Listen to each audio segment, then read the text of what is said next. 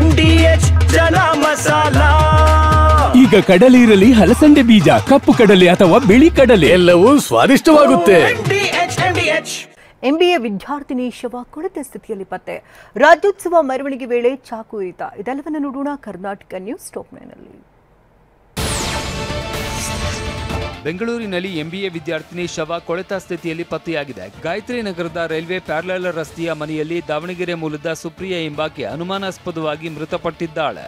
ಈಕೆ bike riding ತರಬೇತಿ ಪಡಿತಾ ಇದ್ಲು. ಕಳೆದ 2 ದಿನಗಳಿಂದ ಸುಪ್ರಿಯಾ ವಾಸವಿದ್ದ ಕೊಠಡಿ ಲಾಕ್ ಆಗಿತ್ತು. ಸುಪ್ರಿಯಾಗೆ ಪೋಷಕರು ಕರೆ ಮಾಡಿದಾಗ ಸ್ವೀಕರಿಸ್ತಾ ಇರಲಿಲ್ಲ. ತಕ್ಷಣವೇ ಪೋಷಕರು ಮನೆ ಮಾಲೀಕರಿಗೆ ಕರೆ ಮಾಡಿದ್ದಾರೆ. ನಂತರ ಕೊಠಡಿ ಬಾಗಿಲು ತೆಗೆದು ನೋಡಿದಾಗ ಸುಪ್ರಿಯಾ ಶವ ಪತ್ತೆಯಾಗಿದೆ. ಸ್ಥಳಕ್ಕೆ ಸುಬ್ರಹ್ಮಣ್ಯ ನಗರ ಠಾಣೆ ಪೊಲೀಸರು ಭೇಟಿ ನೀಡಿ ಪರಿಶೀಲನೆ ನಡೆಸಿದ್ದಾರೆ. ಲಾರಿಯಲ್ಲಿ ಅಕ್ರಮವಾಗಿ ಅನ್ನಭಾಗ್ಯ ಅಕ್ಕಿ ಸಾಗಾಟ ಮಾಡಲಾಗ್ತಾ ಇದೆ ಅಂತ ಆರೋಪಿಸಲಾಗಿದೆ. ಚಿಕ್ಕಮಗಳೂರಿನ APMCಯಲ್ಲಿ ಕರವೇ ಕಾರ್ಯಕರ್ತರು ಲಾರಿ ತಡೆದಿದ್ದು ಪೊಲೀಸರ ಠಾಣೆಗೆ ತಂದಿದ್ದಾರೆ. ಲಾರಿಯಲ್ಲಿ ಅಂದಾಜು 20 ಟನ್ ಅನ್ನಭಾಗ್ಯದ ಅಕ್ಕಿ ಇರುವ ಸಾಧ್ಯತೆ ಎನ್ನಲಾಗ್ತಾ ಇದೆ. ಕರವೇ ಕಾರ್ಯಕರ್ತರು ಈ ಬಗ್ಗೆ ತನಿಖೆಗೆ ಆಗ್ರಹಿಸಿದ್ದಾರೆ. ಅಕ್ಕಿ ಸಾಗಾಟ ಜಾಲದ ಹಿಂದೆ ಇರೋರನ್ನ ಪತ್ತೆ ಹಚ್ಚುವಂತೆ ಆಗ್ರಹಿಸಿದ್ದಾರೆ. ಆರ್ಎಸ್ಎಸ್ ನಿಷೇಧಿಸಬೇಕು ಎಂದಿದ್ದ ಖರ್ಗೆ ಮಾತಿಗೆ ಮೊದಲ ಬಾರಿಗೆ ಆರ್ಎಸ್ಎಸ್ ಪ್ರಧಾನ ಕಾರ್ಯದರ್ಶಿ ಪ್ರತಿಕ್ರಿಯೆ ಕೊಟ್ಟಿದ್ದಾರೆ.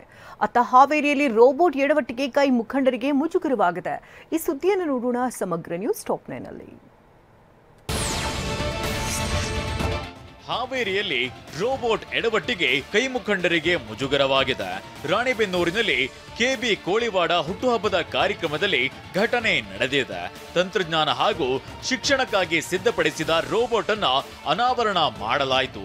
ಈ ವೇಳೆ ಬ್ಯಾಡಗಿ ಶಾಸಕ ಬಸವರಾಜ ಶಿವಣ್ಣನವರ ಬಗ್ಗೆ ಮಾಹಿತಿ ನೀಡು ಎಂದಿದ್ದಕ್ಕೆ ರೋಬೋಟ್ ಸಚಿವ ಶಿವಾನಂದ ಪಾಟೀಲ್ ಬಿಜೆಪಿಯ ಪ್ರಮುಖ ನಾಯಕ ಅಂತ ಹೇಳಿದೆ. ಶ್ರೀ ಬಸವರಾಜ ಶಿವಾನಂದ ಪಾಟೀಲ್ ಅವರು ಕರ್ನಾಟಕದ ರಾಜಕಾರಣಿಗಳಲ್ಲಿ ಒಬ್ಬರು. ಅವರು ಬಿಜೆಪಿ ಪಕ್ಷದ ಪ್ರಮುಖ ನಾಯಕರು. ರಾಜ್ಯಪಾಲ ಥಾವರ್ ಚಂದ್ ಗೆಹ್ಲೋಟ್ ಕರ್ನಾಟಕದ ಸಮಸ್ತ ಜನತೆಗೆ ಕನ್ನಡ ರಾಜ್ಯೋತ್ಸವದ ಶುಭಾಶಯಗಳು ಹೇಳಿದ್ರು.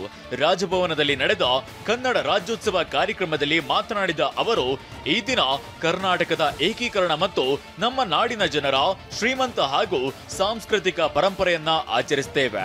ರಾಜ್ಯದ ಏಕತೆ ಮತ್ತು ಏಳಿಗೆಗಾಗಿ ಹೋರಾಡಿದ ದಾರ್ಶನಿಕರಿಗೆ ನನ್ನ ನಮನ ಅಂತ ಹೇಳಿದ್ದಾರೆ.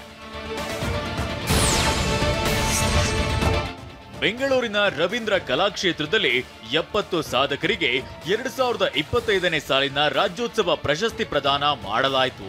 ಸಾಧಕರಿಗೆ ಮೈಸೂರು ಪೇಟ ತೊಡಿಸಿ, ಶಾಲು ಹೊದಿಸಿ, ಹಾರ ಹಾಕಿ 5 ಲಕ್ಷ ರೂಪಾಯಿಯ ಚೆಕ್, 25 ಗ್ರಾಂ ಚಿನ್ನದ ಹಾರ, ಪ್ರಶಸ್ತಿ ಫಲಕ ನೀಡಿ ಗೌರವಿಸಲಾಯಿತು. ಸಿಎಂ ಸಿದ್ದರಾಮಯ್ಯ, DCM DK ಮತ್ತು ಕನ್ನಡ ಮತ್ತು ಸಂಸ್ಕೃತಿ ಸಚಿವ ಶಿವರಾಜ್ ತಂಗಡಗಿ ಅವರಿಂದ ಸನ್ಮಾನ ನಡೆಯಿತು. 70ನೇ ಕನ್ನಡ ರಾಜ್ಯೋತ್ಸವದ ಪ್ರಯುಕ್ತ 70 ಸಾಧಕರಿಗೆ ಪ್ರಶಸ್ತಿ ಪ್ರದಾನ ಮಾಡಿ ಮಾತನಾಡಿದ ಸಿಎಂ ಸಿದ್ದರಾಮಯ್ಯ, ಸಿಎಂ ಆಗಿ ನಾನು ಪ್ರಶಸ್ತಿಗೆ ಯಾರ ಹೆಸರನ್ನು ಶಿಫಾರಸು ಮಾಡಿಲ್ಲ ಅಂದ್ರು. ಆಯಾ ಕ್ಷೇತ್ರದ ಸಾಧಕರಿಗೆ ಸಲಹಾ ಸಮಿತಿ ಶಿಫಾರಸಿನಂತೆ ಪ್ರಶಸ್ತಿ ನೀಡಿದ್ದೇವೆ. ಪ್ರಶಸ್ತಿಗೆ ಅರ್ಹರನ್ನ ಆಯ್ಕೆ ಮಾಡಿದ್ದೇವೆ ಅಂತ ನನಗೆ ಸಂತಸವಾಗಿದೆ. ರಾಜ್ಯೋತ್ಸವ ಪ್ರಶಸ್ತಿ ಪುರಸ್ಕೃತರ ಜವಾಬ್ದಾರಿ ಹೆಚ್ಚಾಗುತ್ತೆ ಅಂತ ಹೇಳಿದ್ದಾರೆ. ರಾಜ್ಯೋತ್ಸವ ಪ್ರಶಸ್ತಿ ಪುರಸ್ಕೃತರಿಗೆ DCM DK ಶಿವಕುಮಾರ್ ಶುಭಾಶಯ ಕೋರಿದ್ರು.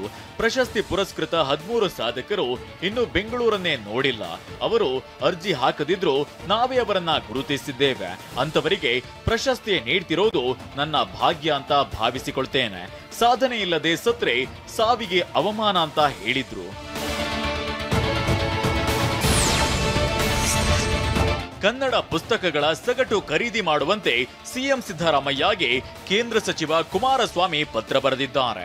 4-5 ವರ್ಷಗಳಿಂದ ಸಾರ್ವಜನಿಕ ಗ್ರಂಥಾಲಯಗಳಿಗೆ ಪುಸ್ತಕ ಖರೀದಿಯಾಗಿಲ್ಲ. ಪುಸ್ತಕ ಸಂಸ್ಕೃತಿ ಬೆಳೆಸುವುದು ನಮ್ಮೆಲ್ಲರ ಕರ್ತವ್ಯ. ನಾಡಿನಲ್ಲಿ ಓದುವ ಸಂಸ್ಕೃತಿ ಬೆಳೆಯಬೇಕು. ತುರ್ತು ಕ್ರಮ ಕೈಗೊಂಡು ಕನ್ನಡ ಪುಸ್ತಕಗಳ ಸಗಟು ಖರೀದಿಗೆ ಕ್ರಮ ಕೈಗೊಳ್ಳಬೇಕು ಎಂದು ಕೋರುತ್ತೇನೆ ಎಂದಿದ್ದಾರೆ. ದಾವಣಗೆರೆ ಜಿಲ್ಲಾ ಕ್ರೀಡಾಂಗಣದಲ್ಲೂ ಅದ್ದೂರಿ ರಾಜ್ಯೋತ್ಸವ ಕಾರ್ಯಕ್ರಮ ನಡೆಯಿತು. ಜಿಲ್ಲಾ ಉಸ್ತುವಾರಿ ಸಚಿವ ಎಸ್ ಮಲ್ಲಿಕಾರ್ಜುನ ಧ್ವಜಾರೋಹಣ ನೆರವೇರಿಸಿ ಪೊಲೀಸ್ ಮತ್ತು ಶಾಲಾ ಮಕ್ಕಳ ಆಕರ್ಷಕ ಪಥಸಂಚಲನ ವೀಕ್ಷಿಸಿದ್ರು. ಈ ವೇಳೆ ಮಕ್ಕಳು ಪ್ರದರ್ಶಿಸಿದ ನೃತ್ಯ ನೋಡುಗರ ಗಮನ ಸೆಳೆಯಿತು.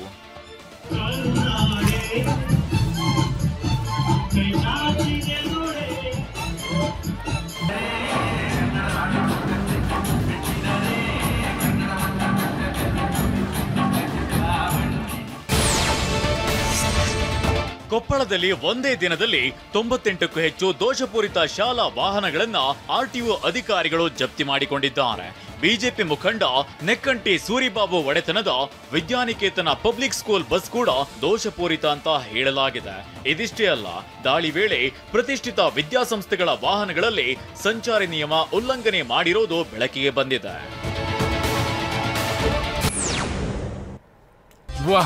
ಯಾಕೆ ಈಗ ಬಂತ ಸ್ವಾದ? ಖಂಡಿತ ಈಗ ಬಂತು ಅಸಲಿ ಸ್ವಾದ. MDH chunky chaat masala life ಅಲ್ಲಿ ಅಸಲಿ ಸ್ವಾದ ತರುತ್ತೆ. ಅಸಲಿ ಮಸಾಲ, ಎಸ್ ಎಸ್ MDH.